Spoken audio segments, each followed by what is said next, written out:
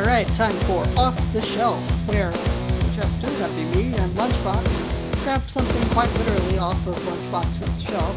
Volume 8, I think, looks at it, unless it's Volume Infinity, in which case you're going to be here for a while, so yeah, you'd probably want to flip on the streaming switch if you're a player and, you know, make plans. Anyway, so go thumb through the volume, give you quick info, quick thoughts, maybe a bit of trivia on the movies that we come across.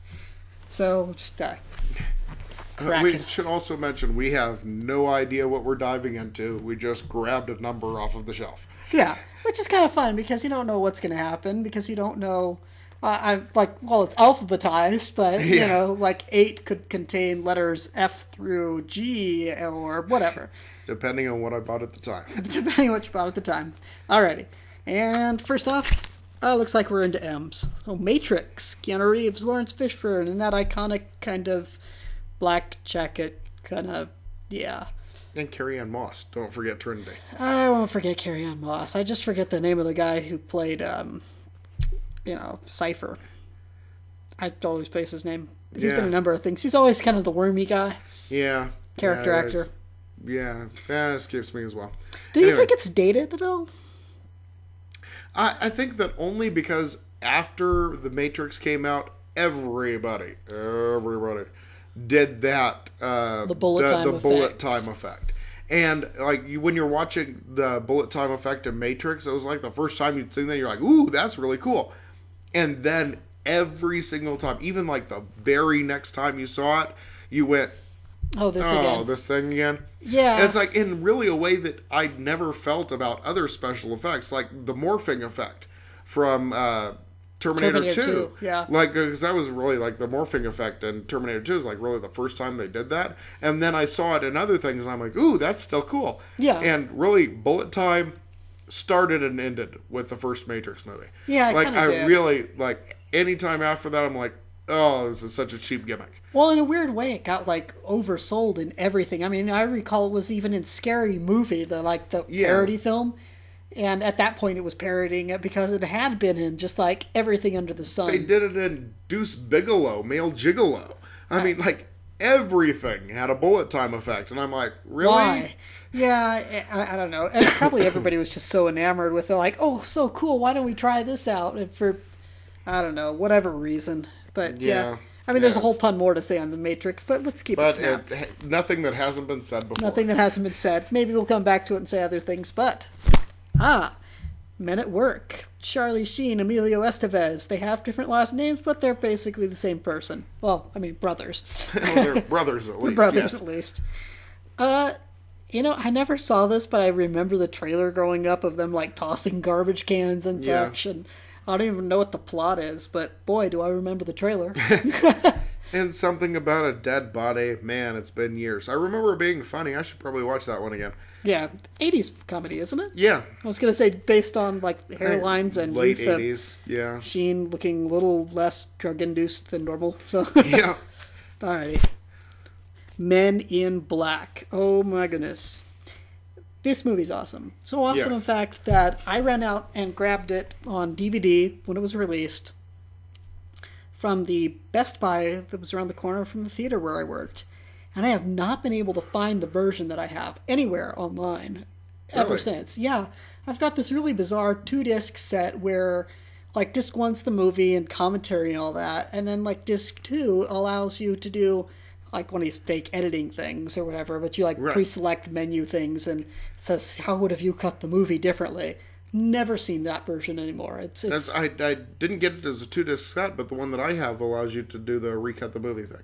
Okay. All on one disc. Yeah, no, mine has it broken up into 2 discs, has content that I haven't seen in other places, and it's weird because it's like one of these, like, limited release things. Yeah. That was so limited that I have not even seen it, well, as of this recording, I have not seen it on Amazon or eBay or anything. It's just, I guess people who liked it kept it, but yeah, Men in Black started a franchise, kicked off what I still say is a phenomenal cartoon, and I think we've already said a whole lot on the other Men in Black. So we've talked about Men in Black a lot, although I do have to mention that the people I saw it with really hated the people in the locker no, it's That's number zoom 2. out, the zoom out at the end. Yeah, you'd said before, like, they didn't get it. That they didn't get that. No, we're all like, we could be in somebody else's universe. And I loved that. And other people didn't get it. So, yeah. I would say it's still a fun movie to this day. The effects still hold up. This is made in the late 90s, and there are some things where the effects don't hold up. A lot of movies from that time when the effects don't hold up. Yeah, but it's amazing that Jurassic Park, the original, still has like it does. It's still really great effects. It's still really great effects. Yeah. It's because they switch back and forth between the practical yeah, and the special effects. Yeah. Alrighty. All right. Miss Congeniality, Sandra Bullock vehicle, and haven't seen this one. I've seen bits and pieces of it. Not too much interested. Not because I don't think Sandra Bullock is fun. Yeah. It is. It's fun. It's an enjoyable. It's a light, romantic comedy kind of thing, and she starts out as like a dowdy kind of she's the cop, rough and gruff cop kind of person. And then she's got to get all dressed up, and they do the big reveal where she goes from the she becomes the beautiful princess instead of the ugly duckling or whatever. Yeah, exactly. But I think that it's kind of. I think it's a lot of fun. William Shatner is great in there. I think it's a fun movie, and definitely wasn't mad about 2 either. I really enjoyed it. No, you don't have to. I don't have to. I want to. But the original one, it's a lot of fun, and definitely it's worth a watch. You see, I haven't seen it, but how do I say? I remember the humor bits that were in the trailer from it, and thinking maybe I'll see it sometime. And it was just like her becoming from gruff to pretty, and I don't think there's anything sexist about that. It's just she has good comic timing as well. Yes, she does. I can't help but think of how much I don't like Melissa McCarthy stuff when I see stuff like this, because I'd rather see somebody bumbling around trying to go from like, I'd rather just be out back smoking cigarettes and eating a donut, into like, ooh, and now I'm I'm undercover. Right. Strutting the catwalk, but I'm undercover doing the thing, and I'm still the same person who I always was. Yeah. Rather than like an hour or so of, I don't know. Just like female comedy seems to have changed in the past few years, and I just don't get it. It does. I think that the most comedies have changed. I think that probably Hangover kind of like ruined it. Yeah. So it's not just me who feels that comedy's been going in the wrong direction. And they all kind of feel like the Hangover style comedy. Yeah. Of like stupid people doing stupid things, and I see where you're coming from on that. Although I think that in large part, not that I don't think Melissa McCarthy is funny, I think that she can be. Fat people falling over is not my type of humor, but she can do other types of comedy, and The Heat was actually pretty good, and a large part due to Sandra Bullock's great comedic timing. Yeah. Actually really helped out that movie. So, alright. What is this? Mr. and Mrs. Smith. I have never seen this. Actually, I was going to say, like, okay, Brad Pitt, Angelina Jolie, and a really, I don't think it's a cameo, but like side act by Vince Vaughn. Yeah. Okay. Yeah, because he's actually like side character. I mean, he's not the main character. He's a co-star, I guess. But yeah, because he has a fairly decent sized role in it. Yeah, it's like, where's that fine line between like cameo and like side character? You're not quite in it enough to be. I think co-star. I think that he's in enough to be co-star. And they have such great chemistry in this, probably because they're husband and wife. But yeah, it's still fun kind of shoot 'em up movie, and just the banter between. I was gonna say between Brad Pitt and Vince Vaughn is actually pretty funny and enjoyable. It is, and them kind of the back and forth between Angelina Jolie and Brad Pitt is actually really good. And like you can kind of you sense the chemistry, and actually it's a lot of fun. It's definitely an enjoyable film, and been parodied a million times, so you know that everybody's seen it. Yeah, so. I was gonna say it's it's hard when you find something that's like fun and enjoyable, and then everybody under the sun parodies it and ruins it. So it's hard to watch the original anymore. Yep. You know, it's just like you're thinking about that time. Anyway, because everybody throws in that shot of the kicking her while she's down behind the couch, and there's been like I have to have seen that at least 10 times since that. Yeah. Which was great in the movie because it really sold that, we're fighting thing. But then, when you see it again, you're just like, oh, you're doing that again. Yeah. I don't know. It's kind of not ruined, but just like, Yeah. It's not as enjoyable as the first time. Alrighty. I know I haven't seen this one, so you'll have to talk about it for me. Mr. Baseball? Yeah. Mr. Baseball, it's Tom fun. Tom Selleck and such. Yeah, Tom Selleck as kind of a washed-up baseball player ends up going to Japan to play baseball. And cultural misunderstandings and hilarity ensues. Yeah. But it's fun. It's got some nice moments that are kind of funny, and it's definitely an enjoyable one. If you're not doing anything else, pop it on. Like if it happens to be on TV, hey, why not? You haven't seen it, check it out. It's got enough funny moments that it's worth watching. Because I remember watching the first 5 minutes of it. He's having like this weird dream sequence or something where he's pitching, I think, and he's like totally failing it there. Like he's like, it's a dream because he's like on a like ball 10 or something like that. And it's like, it seems kind of funny, but I don't know if I wasn't craving a comedy at the time or if it's lukewarm comedy. Yeah, it's not that, uproarious, and it's not by any means a great movie. It's, it's okay. I almost given it's like if that's what's on and you're watching it, you'll enjoy it. But gotcha. But it's not one of those that seek out to watch Mr. Baseball. Yeah, it's fun. But the sad thing is the way the comedies are going. I almost would prefer something that might be lukewarm comedy too. Like it's funny. See, they're getting stoned again. Yeah. Yeah. Well, not much of that in Mr. Baseball, so you'd be pretty safe there. Tom Selleck. Yeah. Ready? Yeah. Boom. Oh yeah, dun, dun, dun, dun, dun. You see the symbol, Mortal Kombat. Mortal Kombat. Finisher.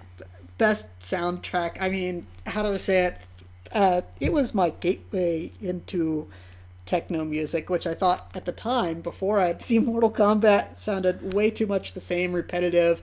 But Mortal Kombat, the soundtrack alone, like I played that all the time when I was working out and enjoyed just his background music. Got me into Daft Punk because, yeah. But anyway, actually the movie itself, the only good video game movie out there. I've heard other podcasts talk about this, and this is the one that everybody seems to agree on. It's like, except for Mortal Kombat. They're like, Street Fighter with Raul Julia was horrible, and so was this one. And like Mortal Kombat, though, great. Because you have Tomb Raider was okay. It's not great, but it's okay. I think that's the one that gets closest to being okay, but Mortal Kombat is good. Mortal Kombat is good. It's just straight up fight scene after fight scene. The effects everything, are fun. it's just great. Yeah, like they really went all out for the Mortal Kombat movie, and definitely tons of fun to watch, tons of fun to rewatch. Yeah, throw it on anytime. Man, you just, even if you're not going to watch the movie, put it on as background music. Like the music, like I still have Mortal Kombat in my playlist. I listen to it all the time. Like I have 500 remixes of it that various people have done. It's just too much fun. It's I don't know what I'll say. It is a fun movie. It's, thinking about it, I'm actually reminded of the original couple of Turtle movies because it has that kind of, they're choreographed fight scenes, but you can see what's going on with the fight scenes. Oh, yeah. It's not this quick, rapid cut, so you lose all sense of rhythm and flow. Right. You're like watching the people like fight together, and it looks cool, still fun to watch, still fun, even if you're just hearing grunts and kicks in the background. Still fun. Yeah. Yeah, lots of fun. Definitely. If you don't own it, you should. The one. You should own it. You should. Yes. And you should watch it constantly. The Muppet movie. I don't know what there is to say about this movie that has already been said. It's a classic because it is. Because, well, all of the cameos and just a great, storyline, and it's the Muppets, and it's the original Muppets, and, well, really, definitely worth watching over and over and over again. Yeah, original Jack, Muppeteer. not name, Jack Job. Just Sweetum's great, full body. Muppet movie is one of those heartwarming classics that you should own. If you don't and you meant to go around and get it someday, today is that day. Because it's really, there's no excuse because they did such a great job appealing to all ages without making it one of these annoying, we're trying to appeal to all ages. And it really does. It's just, it's like the defining movie, there have been many other ones after that just even Great Muppet Caper, Muppets Take Manhattan, any of the even the most recent Muppets, which I enjoyed, they were fun. They're not the original Muppet They're not movie. The original Muppets. Muppet movie is definitive. It really just nailed on everything, and so few times do you get anything that made that transition that was kind of just it was basically a skit show on TV, and to have a full-length show about it was it's a really big departure from what they were doing before, to have a storyline that continued for feature length, and the jump from sketch comedy essentially to full feature film is definitely not easy to do. I'm looking at you, Saturday Night Live. It seldom works. Yeah. But it really did in this one. Really nailed it. Great songs. Paul Williams, some of the greatest songs, and Rainbow Connection, still one of my favorite tunes. I was gonna say, I love that song. And despite the fact that starts out with the line, I'm blanking. Why are there so many songs about rainbows? Yeah. Okay. And if you think about it, there's not that many. Well, this was written in the 70s, so maybe at that time there was. Somewhere over the rainbow. Okay. Now your turn. Name one. Well, I said this was written in the 70s. Maybe it's... Anyway. Quick fun fact before we wrap it up. That giant animal head at the end was real. Yeah, I remember hearing that years later, that they just built a giant puppet animal head for that. And it's just wow, okay, cool. Just weird things you do. And how awesome is that you can do practical effects. Yeah, practical effects. They're awesome.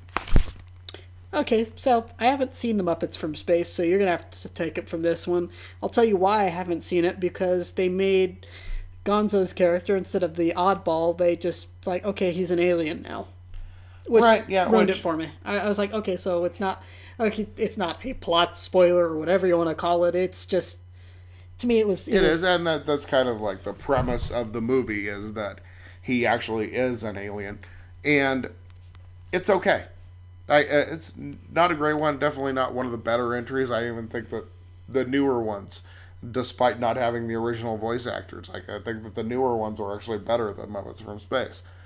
I end up picking it up because, well, it's a Muppet movie and I love Muppets. I was gonna say. But also because it has commentary by the Muppets in character. Okay, so now maybe I'll pick up the DVD just for that. So pick up the DVD.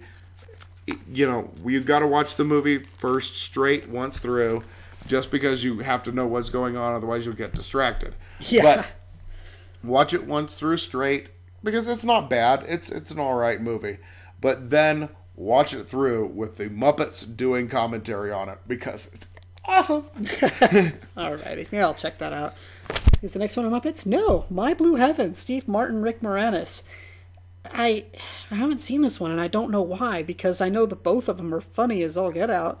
Or is it one of those times when it doesn't work? Oh, it works. It works on so many levels. It is just go off on that. Just one of the great comedies. It is definitely one that you should have seen by now. Okay. It's like not having seen Spies Like Us. It's one of those. It's on that level. It's just a classic. and requotable forever. You know, Steve Martin is a gangster who gets put into witness protection, and Rick Moranis is the FBI agent who's trying to keep him from getting into trouble or getting noticed. Yeah. And just the back and forth chemistry, if you will, between the two of them is just great. Rick Moranis, hilarious, and of course Steve Martin, always hilarious. Just really, really great movie. Like that's definitely, that could be a Thank God for Video someday. That's a really good movie. It sounds like a build up to one of those. Now this is a classic I have seen and watched many times. My Fair Lady, starring Audrey Hepburn, Rex Harrison, and just, I mean, if you don't own this, you should. It's just the acting, the songs, the set pieces, the costuming. Yeah. The chemistry between the two of them. I mean, like, I still think that the version of "Get Me to the Church on Time" from this is it's my favorite, one of my favorite songs of all time. I mean, if you don't own this, what's your excuse? You shouldn't be listening to movie podcasts. You should be spending your time listening and watching and drinking in everything about this movie. Yeah, absolutely. It's My Fair Lady, definitely one of my favorite musicals of all time. Rex Harrison and Audrey Hepburn, though she didn't do her own singing in it, which consternated her to no end, was that she wasn't able to sing the songs the way that they should be sung. Though, you know, in the outtakes, they have the video of her actually doing the songs. I didn't think it was that bad, but then I can't sing for nothing. So maybe I'm not hearing it. But she trained for months to be able to sing the songs and still couldn't do it. So they ended up bringing in somebody else to sing the songs. But definitely still incredible. I know that people at the time were very upset that they didn't cast Julie Andrews, who had been doing it on Broadway at the time. And part of the reason why she won for Mary Poppins was because she didn't get My Fair Lady. But yeah, it's just really great. Audrey Hepburn, really just a fantastic performance. Rex Harrison, always so much fun. I was gonna say, well, you have like two classic actors at the top of the game. Yeah, and it's I don't know, when it's like this golden age of Hollywood, and you watch some of these movies like this, you get a real sense of why movies are something we still enjoy sitting around talking about. I don't want to gush too much about this just because it's old school, so that's why you like it so much. No, it's just really well put together. It's so well put together. This is something I think would still put up on a screen today, and people will be blown away by it. And people would love it. Yeah, it's really a great movie, and I do have to say the DVD has a really incredible commentary on it. So if you don't own the DVD and you loved the movie just like everybody else did, pick up the DVD so that you can watch the commentary, because the commentary is just fabulous about the behind the scenes and the making of and all of that. It's really good. Moving on. The Negotiator, Sam Jackson, Kevin Spacey. Yeah. I was surprised at how much I liked this film. Paul Giamatti. Yeah, Paul Giamatti. Is just don't be saying no more. Yeah. Yeah. He just does intense sad sack in this, which is so fun. So much fun. Yeah. It was really that you just killed a hostage plan. But it's way more fun than it deserved to be. I was gonna say it's more fun than it deserved to be.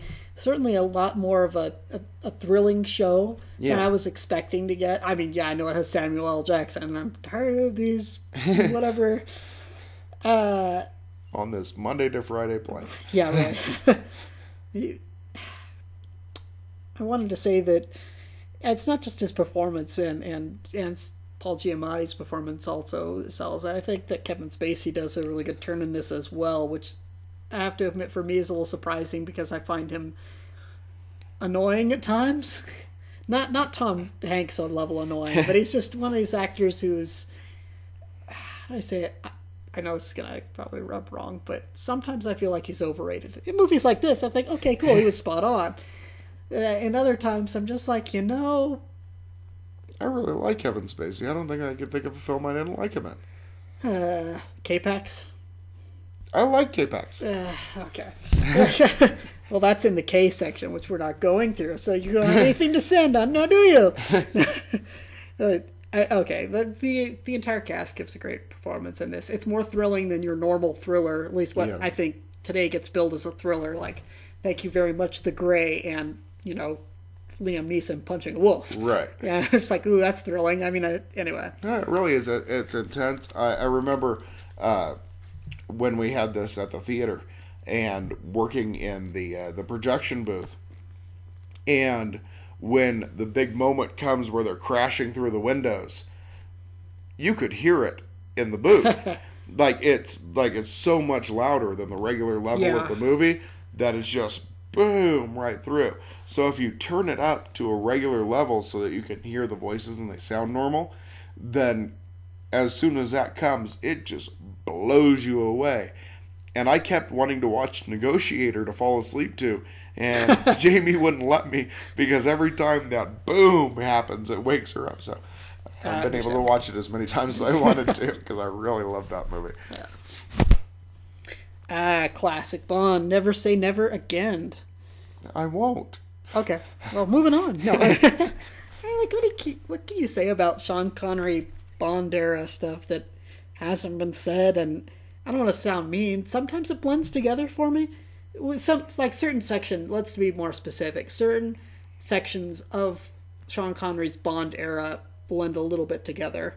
I mean, they're not always GoldenEye, or sorry, not GoldenEye. Goldfinger. Goldfinger. Thank you. They're not always Goldfinger. They're I don't know. Right, where some of the other ones you're like, wait, which one was that again? Yeah, and then you have to think, what was the villain trying to do? Right, and I don't even remember. Never Say Never Again, was that the one they remade as Thunderball? I think so, actually. I was going to say, I think it was remade as Thunderball, so that might be part is basically the same movie. Same movie. Which might be why I'm sitting here going, like, I can't remember this one in specific, but it might actually be the one that was kind of Thunderball. Which is the same plot because Sean Connery owned the rights, or he owned the rights with somebody else for the plot for this particular James Bond story, and he wanted to be Bond again, and he hated Albert Broccoli, so he decided to do it and just try and mess up Albert Broccoli's whole franchise because he was trying to make movies with other people. That wasn't working out, and he owned the rights to this one, so he decided to do it himself. Because he's James freaking Bond. Exactly.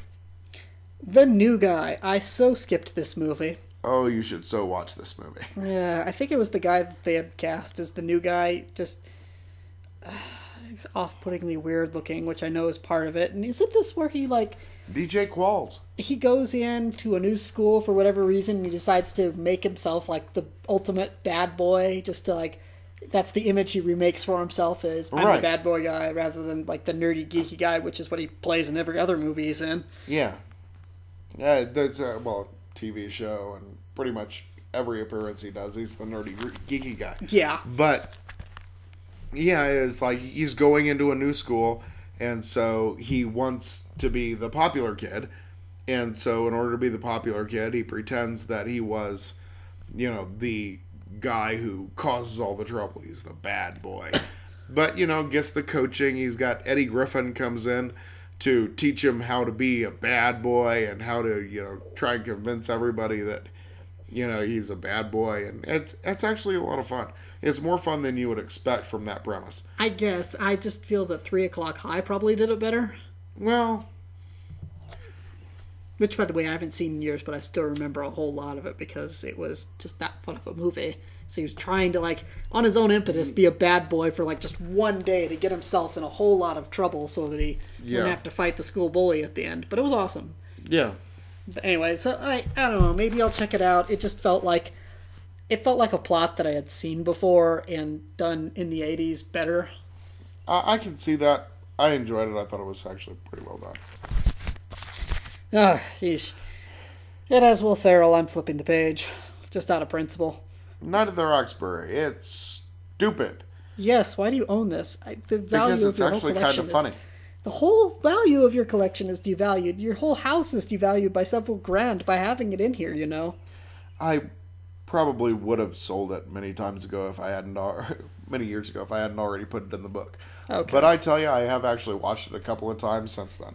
Because it's actually kind of funny. Like, it's, no, not good by any means. Will Ferrell, Chris Kattan, and they're like the club guys and out there trying to hit on chicks and doing it very poorly. Yeah.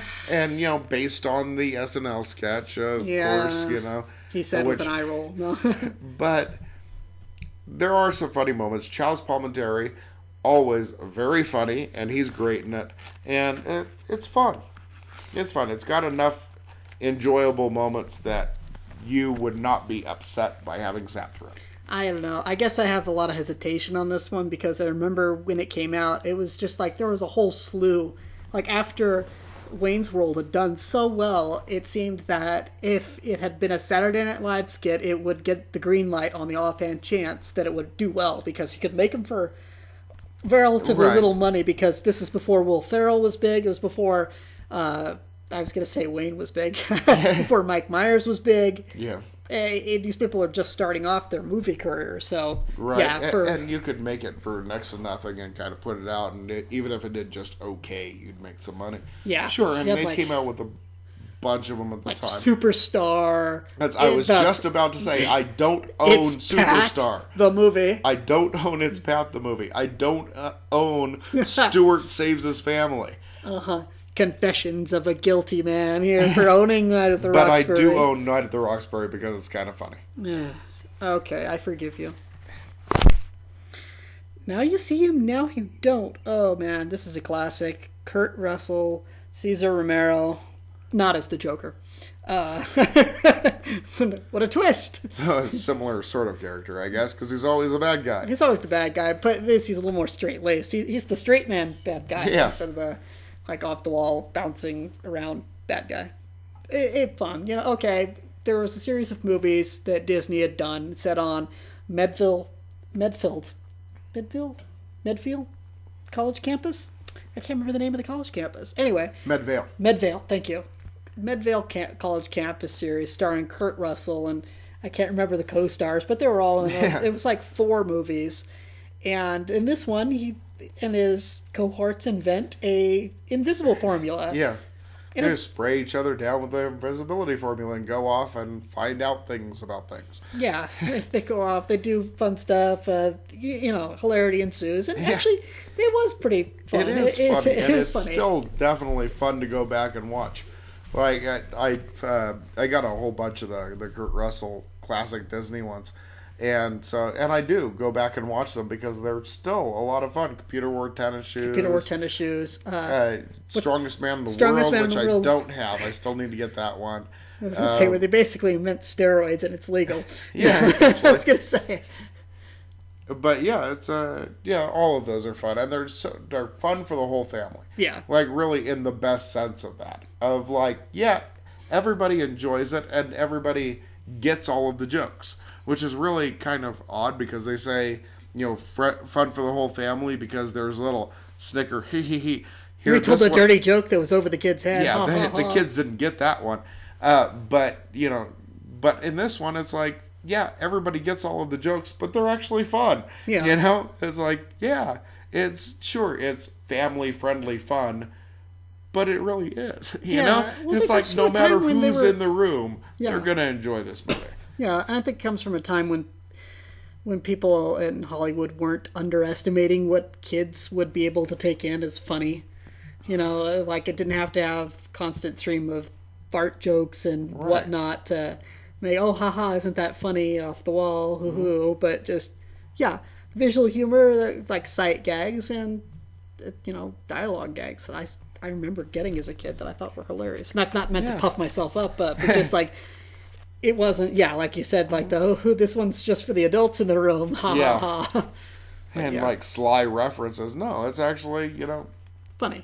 Funny that everybody is laughing. Everybody in the room is laughing, and we're all enjoying it. Yeah. It's a good movie. Oh, Brother, Where Art Thou? If you don't own the soundtrack and the movie, there's something wrong with you. Actually, I remember that they had a sequel soundtrack, so to speak, and a whole live performance thing, which I also own. But yeah, great movie with George Clooney and John Turturro, and I can't remember this other guy's name. Tim Blake Russell, yeah, the guy who plays Joel. Yeah. And John Goodman, of course. And John Goodman as the Cyclops. Odyssey story. Only set in 1930s Depression era, like Midwest during the Dust Bowl. Or not Dust Bowl, but... Was it during the Dust Bowl? No. It was Dust Bowl was before that. The Dust Bowl was before that, but it's set in the Depression era. Yeah. And it's great. I mean, would you call it a musical? It's almost a musical, but not quite. No, I don't think it's a musical because the characters don't break out in song. There's just singing in the movie. There's singing that happens in the movie. That's true. Yeah, because the singing is all set within a singing context. That's true. When they go and they sing their smash hit song, I'm a Man of Constant Sorrow, it's not that George Clooney is standing in the middle of the field and suddenly twirls his arms and dress around and say, I'm a man of constant sorrow. But yeah. Yeah, it is. It's a really good Coen Brothers. Naturally. Really great movie. And yeah, it's a lot of fun. And don't hear much about it anymore. Really at the time it was very big and getting rave reviews, and you don't hear much about it anymore. But you really should. Like, if you haven't seen it, go back, revisit. And watch some of the behind the scenes stuff. At least I've seen some behind the scenes stuff, which has got they show the way they digitally edited out the coloring so they could give it that kind of feel. I know why I said Dust Bowl. It wasn't quite Dust Bowl. It was that they wanted to give it that feel, like a kind of Dust Bowl feel. The sepia toned spots of it. And actually, because of where they shot it, which is like deep south, because they wanted to get that natural look and setting. Right. Which, hey, look, practical effects again. It wasn't really effective. They just filmed it out there in the bayou. Everything was so super green and lush. I remember... Yeah. I think that's what it was, because I think you've said before the Coens don't do commentary, but it was like one of their second directors had gone out and shot it, and he was saying, if the Coens see this, they're going to flip. So they had actually made sure they showed them the processed film or something after, because everything was so lush and green that it would not fit the tone of the movie at all.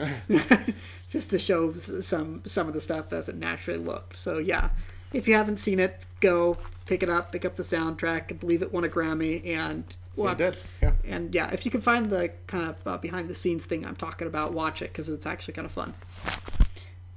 Ooh, another classic. Definitely a classic. The original Ocean's 11 with the Rat Pack. Yeah. You got Sinatra and Dean Martin, Sammy Davis. Yeah. It just really... One of those movies, I think that, the new one came out and nobody even knew that it was a remake. Yeah, I was going to say, it had the advantage of people not knowing it was a remake. And I think I remember hearing at the time people who had seen it said that they preferred the new one over the old one. Right, well... I'm not sure if that was just a generational thing. Like, oh, it's so much better than the, Well, and I can see that. The original one is not that good of a movie. Oh, really? It's fun. Because it's, Frank Sinatra. I was going to say it's a Rat Pack movie. Basically, they went out to Las Vegas and shot a movie while they were all goofing off. Like, they were all just having fun hanging out and decided to make a movie while they were there. Yeah. So it's not that good. The plot is okay. Of course, you've got, it's basically the same idea as the heist of all of the casinos, but it's got different method of pulling it off, and they kind of changed that, and it's got, for some random reason, they decided to have Sammy Davis Jr. sing a song right in the middle of it for no reason at all. Robin and the Seven Hoods. Robin and the Seven Hoods, at least it makes sense. It's a musical. Okay. The original Ocean's 11 was not a musical. They just decided to have Sammy Davis Jr. sing a song in the middle. Okay. Well, yeah. It's not good. It's not well acted, but it is fun because it looks like they're having fun, and it looks like they're having a lot of fun making it, and they're all kind of just pals hanging around, and yeah, yeah, it's enjoyable. You get that sense of let's make a movie. That'll be fun. Yeah. Okay, I don't know. So I don't know if it's one you put on your shelf, but we have it here, so Definitely worth watching at least once. just get context. Yeah. Which naturally is followed by, in the little book here, Ocean's 11, the more modern version, with George Clooney, Matt Damon, Andy Garcia, Brad Pitt, and of course Julia Roberts, and a host of other side actors like Carl Reiner and everybody else. It's Casey Affleck. I remember at the time seeing it. It was surprising to me how good it was. I was not expecting to enjoy it half as much as I did. I still watch it several times a year. It's one of those, if I want something in background type movies. Yeah. Because it's fun. I was not expecting it to take the direction it took. And speaking of direction, very well directed too. Yeah. I don't know if there's enough praise that can be said about the movie. I'm surprised it wasn't nominated for an Oscar or two along the way. Maybe it was, but... No, it's not the kind of movie that does. Really? But it was, I thought, well acted and actually a lot of fun. And the direction on it, surprisingly good. Really, you wouldn't expect from the remake of Ocean's 11, a kind of crummy movie from the 60s. But, they reworked the script enough to make it, more interesting in its way. And the way that they pull everything off is actually, it's kind of, you go, oh, hey, that's cool. I like movies that make you feel clever for having, you didn't quite figure it out, but they figured it out for you, and they show you how you figured it out, and you feel on the smartness, I guess. You know, oh, that's awesome, yeah. But definitely enjoyable. Enjoyable movie, and it's something that should be on a shelf. Yeah, and the one of the scenes, his last day of shooting, as I'm sure you know, as everybody does, Brad Pitt is pretty much eating throughout the film. Oh, yeah. And that's kind of the running gag, is that he's always eating, because they're kind of on the go, they're on the move, and so he's always eating, because you can, got to get food where you can. And one of his last days of shooting, the sandwich that they gave him was loaded I think I remember with hot pepper sauce. And he played the scene entirely straight, didn't react at all, and then puked as soon as the cameras got off. I think it was that he threw up right afterwards. I think it is even that last... Isn't it the last scene of the last shot of the movie? I think it's the last shot of the movie, yeah. Because he does that kind of half kind of thing. And is he doing that for... seeing, going back and looking at it, you're wondering, is he doing that for real and just, they rolled with it, or what? Yeah, it just totally, he just kept eating, just kept moving. Wow, that's some dedication. Yeah, you want to go back and look and see if his eyes are tearing up from how much they put on it, but yeah. So we're almost at the end here of Off the Shelf, and we're going to round up with, if you could just let us, Office Space. Office Space. Yeah. I'm going to need you to own this movie by Saturday, and you're going to have to watch it on Sunday. Yeah. What's his face? The guy who plays Mr. I can't remember his name suddenly. But I remember he's reprised the character in commercials. I know his fake name is Bill Lumbergh. I wish I would have gotten the standee for this of the guy that's covered in Post-it notes. Everybody wanted it, and somebody with higher seniority at the theater got it. But this is one of those movies that has not only grown in cult status, but I don't know how well it did at the time.